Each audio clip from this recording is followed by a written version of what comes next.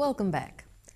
In 1988, our next guest began her medical career as a pediatrician by treating victims of cholera in an Indian slum. Today, Dr. Kiran Martin is an internationally recognized expert on urban health and development. She's the founder and director of the new Delhi-based NGO, Asha Society, which works in partnership with slum communities to improve living conditions and give people easier access to healthcare, financial services, and education. Under Dr. Martin's leadership, Asha's programs have given assistance to more than 400,000 people in 50 slum communities around New Delhi and have also become models for national programs throughout India. We were delighted to have time with her while she was in New Zealand to launch a new joint project between Asha and the New Zealand government, Kiwi company MedTech, and Tear Fund. Dr. Martin spoke with Andrew Urquhart. Dr. Kiran, thank you for joining us today. Thank you very much for having me.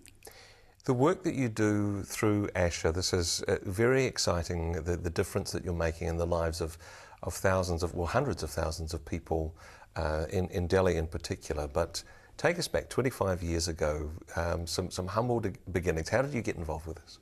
Well, I'm a pediatrician by profession, and while I was doing my residency at a public hospital, I was really drawn to the plight of people living in the slums. And so I just decided in August of 1988 that that's what I was going to do. And while I'd seen slums from a distance, I didn't really know what was going on inside. So when I went in with this suitcase full of medicines, that's all I really had. I was confronted with a mountain of garbage, and I had to jump a fence, come from the back. And then I was surrounded by these shanty huts everywhere, made of gunny bags and any kind of discarded material that people could find. There were puddles of dirty water everywhere. There were pigs, flies, rats, mosquitoes, and there were children playing in the excrement, children rummaging in garbage. It was such an overwhelming sense that I had of the kind of poverty that I was facing. So that's really what I found when I went in, and I started actually without even a building. I was literally sitting surrounded by all these shanty huts and seeing patients from morning until evening. Today, the Asha project works with 400,000 people in 50 different slums across Delhi and making a transformational difference in their lives. People that grew up in slums, getting a university education and then bringing that education and making a difference in the lives of people. Wonderful stuff indeed, but a big gap from those early beginnings to where we are today. What were the government's response to this initiative? Were you able to get the government on board and say, hey, these are your people, they are citizens of this nation, they need your help? Indeed, what sort of response did you get? So, right at the very start, it was a response that I wasn't surprised by, because, there was a lot of apathy, there was a lot of listlessness in the government. Also because there was corruption and there was no money to be made from these sorts of projects.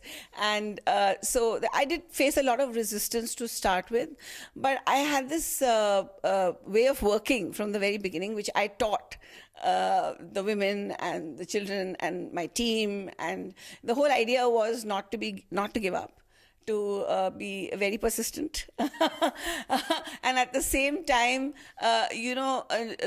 try to create goodwill, because that's really important, because you're in it for the long haul and you need lots of friends. And so the whole approach was to try and win people over rather than confront them. So there was no room for alienation in our philosophy. There was no room for aggression. There was no room for confrontation. There was no room for coercion. It was all about persuasion. It was about reconciliation. It was about understanding the motivations of the government, where they are coming from. What are the lens with which they are viewing the urban poor? What are the lens with which they are viewing the city? So when you try and get an understanding of all these different things, there are ways in which you can persuade. And when you do that, then you build bridges.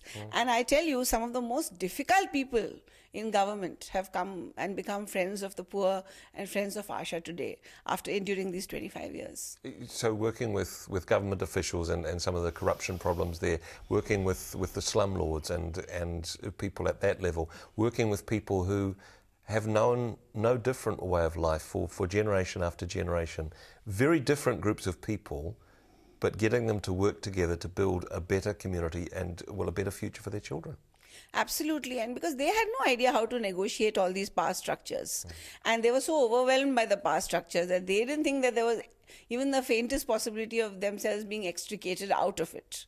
And they realized, along with me, that these approaches of building bridges, helping people to understand that at the end of the day, you know, we all have to work together for change. And this one case in point is the financial inclusion program. Because, you know, up until 2008, there was no program for the urban poor where they could actually be mainstreamed with banks.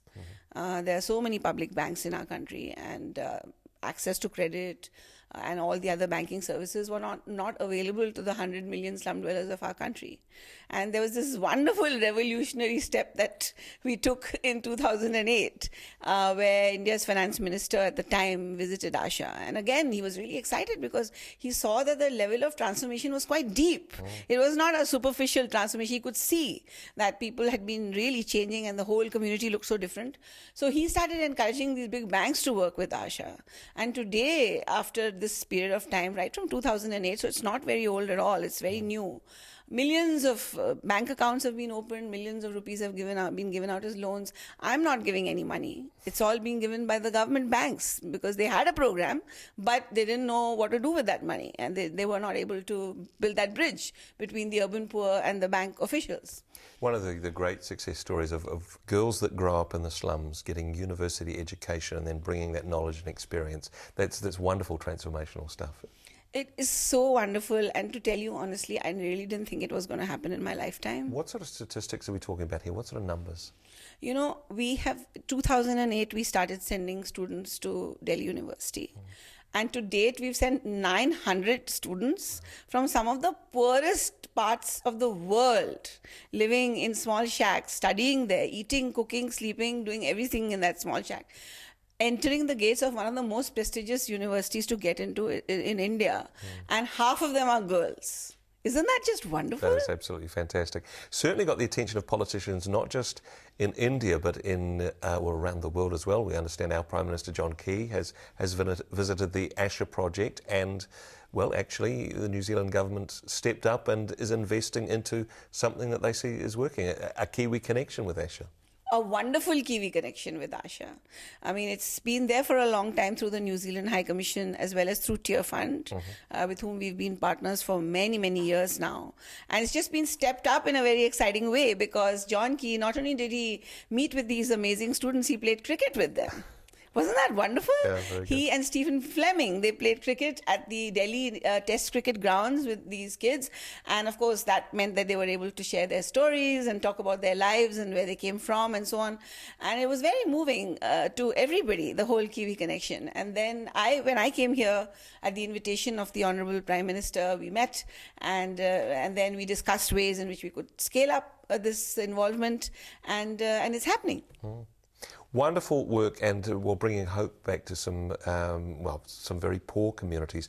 Dr. Kiran, we certainly appreciate what you do. Thanks for joining us. Thank you very much. Andrew Urquhart talking there with Dr. Kiran Martin from Asha. And you can find out more information on asha-india.org. Again, that web address is www.asha-india.org. And that's all we have time for this week. Thank you for joining us. Ka kite anō. God bless you.